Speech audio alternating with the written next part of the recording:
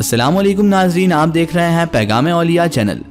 लाखों करोड़ों दुरूद सलाम हुजूर पाक सल्लल्लाहु ताला अलैहि वसल्लम पर और उनकी आले पाक पर।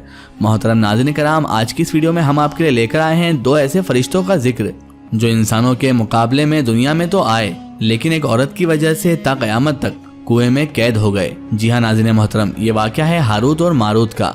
तो मेरी आपसे मोतबाना गुजारिश है कि इस वीडियो को आखिर तक ज़रूर देखें। हारूत और मारूत कौन थे? बाबुल का वो कुआं कहाँ पर है?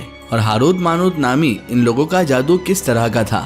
दोस्तों, यही वो पुरस्कार सवालात हैं जिनके जवाब तो मुख्तलिफ बहुत सारे तरीके के मिल जाते हैं, लेकिन कोई भी पुख्ता जवाब अभी तक मिल नहीं पाया है। इनके बारे में लिखने वालों ने भी बहुत कुछ लिखा है और सबकी अलग अलग राय रही है, लेकिन इन्हीं सारे किस्से कहानियों में या वाक़ियों में हकीकत को तलाश करना समंदर में छुपे हुए मोतियों को निकालने के बराबर है, क्योंकि हकीकत कुछ और ही है। नाज़रीन मोहतरम, हारूत और मारूत के मुतालिक बुनियादी तौर पर दो तरह की रिवायतें मिलती हैं।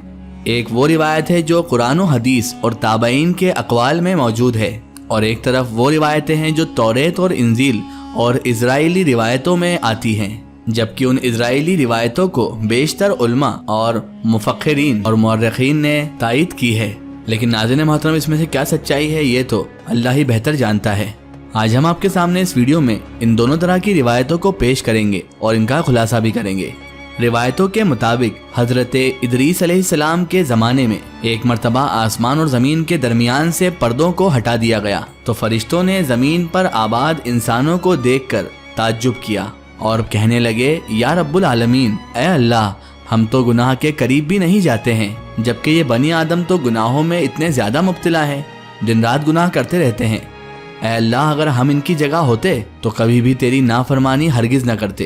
अल्लाह तबारक व ताला ने फरिश्तों से इरशाद फरमाया, इंसानों को गुस्सा और शरवत दी गई है, अगर ये दोनों चीजें तुम्हें भी दी जाएं तो तुम भी इसी तरह गुनाहों में मुलव्विस हो जाओगे, तुम भी इसी तरह गुनाह करने लगोगे। लेकिन उन फरिश्तों का ये दावा था कि हम ऐसा हरगिज नहीं करेंगे, ऐ अल्लाह, हम तेरी नाफरमानी इसके बावजूद भी नहीं करेंगे। लिहाजा फरिश्तों ने अपनी जमात में से दो बेहतरीन और इताअतगुजार फरिश्तों को चुन लिया, जिनका नाम हारूत और मारूत था। अल्लाह तबारक व ताला ने उन दोनों फरिश्तों में इंसानी फितरत और शहवत डालकर इन दोनों फरिश्तों को दुनिया में भेज दिया, और उसके बाद वो दोनों फरिश्ते शहर बाबुल में दो खूबसूरत इंसान बनकर आ गए और काजी के काम पर वो मुकर्रर भी हो गए, जहाँ पर वो लोगों के दरमियान फैसले किया करते थे। एक दिन उनके पास एक औरत अपना मुकदमा लेकर आई और इनके पास आकर उस औरत ने कहा कि इसका शौहर इसे बहुत ज्यादा परेशान करता है। हारूत और मारूत ने जब उस औरत को देखा तो वो उसकी खूबसूरती और उसके हुस्न से मरऊब हो गए, उसके दीवाने हो गए, और दोनों ही उस पर आशिक हो गए, और इन दोनों ने ही उस औरत से जिना करने की ख्वाहिश कर ली। तो उस औरत ने इन दोनों से कहा, तुम्हारी मैं ये ख्वाहिश उसी वक्त पूरी करूंगी जब तुम बुत की पूजा करोगे, शराब पियोगे, या फिर मेरे खाविंद को तुम कत्ल करोगे। हारूत और मारूत दोनों ने शराब नोशी को छोटा गुनाह समझकर शराब पी ली, और नशे की ही मस्ती में, नशे की लत के चलते ही वो दो और गुनाह कर बैठे। उस औरत ने फिर उनसे हारूत और मारूत से आसमान पर चढ़ने का अमल भी सीख लिया, जिसके जरिए हारूत और मारूत आसमान पर जाते थे। और जब वो औरत इस अमल के जरिए आसमान पर चली गई तो अल्लाह तबारक व ताला के हुक्म से उसे सितारे की शक्ल में मस्क कर दिया गया। क्योंकि उस औरत का नाम जोरा था, इसीलिए वो सैयारा जोरा कहलाई, जिसे आज लोग विनस भी कहते हैं। इस गुनाह की वजह से हारूत और मारूत खुद ही वो इसमें आजम भूल गए, जिसे पढ़कर वो आसमान पर जाया करते थे, और बतौर सजा उन्हें बाबुल के ही एक कुएं में उल्टा लटका दिया गया, जहां पर अब वो ता क़यामत तक यूं ही कैद रहेंगे उसी कुएं में। ये एक इसराइली रिवायत है नाजरीन, जिसे इमाम इब्ने कसीर और फखरुद्दीन राजी जैसे मुफस्सिरीन ने अफसाना और मन घड़त कहानी करार देकर सख्ती से इसका रद्द किया है। वहीं इमाम सुयूती जैसे उलमाए कराम इस रिवायत को मुस्तनद भी मानते हैं। हारूत और मारूत या फिर बाबुल के सिलसिले में एक और रिवायत है जो कसरत से बयान की जाती है और कई लोग इसको सही भी मानते हैं, जिस रिवायत के मुताबिक एक जमाना ऐसा भी था जब शहर बाबुल रुए जमीन पर तहजीब और अदब कायदे का मरकज हुआ करता था। यहाँ पर लोग बातिल खुदा की परस्तिश किया करते थे। ये लोग उन बातिल बुतों से ही अपनी किस्मत को वाबस्ता समझते थे, इसीलिए ये लोग इल्मे नजूम और इल्मे फल्कियात में बड़े माहिर थे। इनके बुत कदों में, बुत खानों में सितारों की पूजा की जाती थी। یہ لوگ جادو، تنتر منتر اور سیپلی عمل کو بہت زیادہ اہمیت دیا کرتے تھے اور اسی علم کے ذریعے یہ لوگ معاشرے میں زمانے میں خوب فتنہ فساد پھیلایا کرتے تھے۔ یہ لوگ طلسم، جادو اور تنتر منتر میں بہت زیادہ آگے نکل چکے تھے۔ ان لوگوں میں بہت بڑے بڑے جادوگر، بہت بڑے بڑے نجومی اور طلسمکار موجود تھے اور ان کی تاریخی کتابوں میں جگہ جگہ پر جادو اور تنتر منتر ہی نظر آتا ہے اور ان لوگوں کا جادو تو دور دور تک مشہور تھا۔ مختصر یہ کہ اس شہر کا باشندہ ہونا ہی جادوگر ہونے کی علامت تھی۔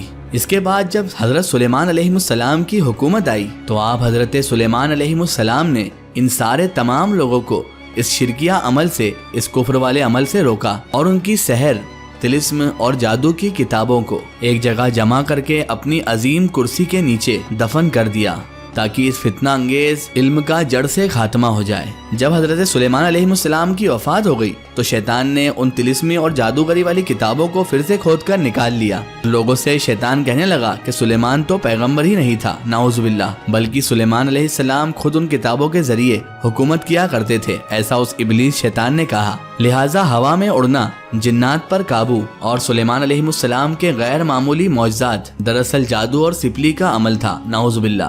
ایسا شیطان ابلیس نے لوگوں کو بھڑکانا شروع کر دیا تھا۔ بنی اسرائیل کے سامنے پھر سے اس نے جادو طلسمی کی کتاب بھیج دی اور بنی اسرائیل نے پھر سے انہی جادوگریوں پر، انہی طلسمی کاروں پر عمل کرنا شروع کر دیا۔ لہذا دوبارہ یہ شرانگیز علم اس قوم میں سرایت کرتا گیا۔ اللہ تبارک و تعالیٰ نے حضرت سلیمان علیہ السلام پر لگائے گئے الزام اور تہمت کی نفی کرتے ہوئے سورہ بقرہ میں فرمایا ہے، ترجمہ، اور انہوں نے اس چیز کی پیروی کی کہ جس کو شیطان سلیمان کی بادشاہت کے وقت پڑھتے تھے، اور سلیمان نے کفر نہیں کیا تھا لیکن شیطانوں نے ہی کفر کیا تھا۔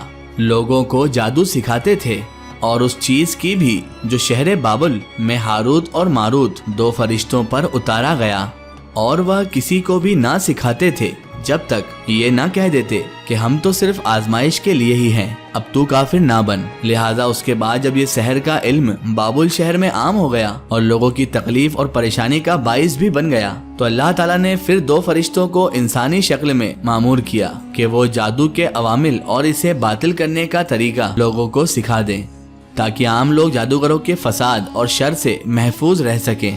لیکن یہ جو تعلیمات تھی جو ہاروت ماروت دینے آئے تھے، یہ غلط مقصد کے لیے بھی استعمال ہو سکتی تھی۔ حالانکہ وہ فرشتے لوگوں کو تنبیہ بھی کیا کرتے تھے اور ان کے لیے صراحتاً یہ بھی کیا کرتے تھے کہ یہ تمہارے لیے ایک طرح کی آزمائش ہے، لیکن پھر بھی وہ لوگ ایسے کاموں میں پڑ گئے جو انسانوں کے لیے ضرر اور نقصان کا باعث تھا۔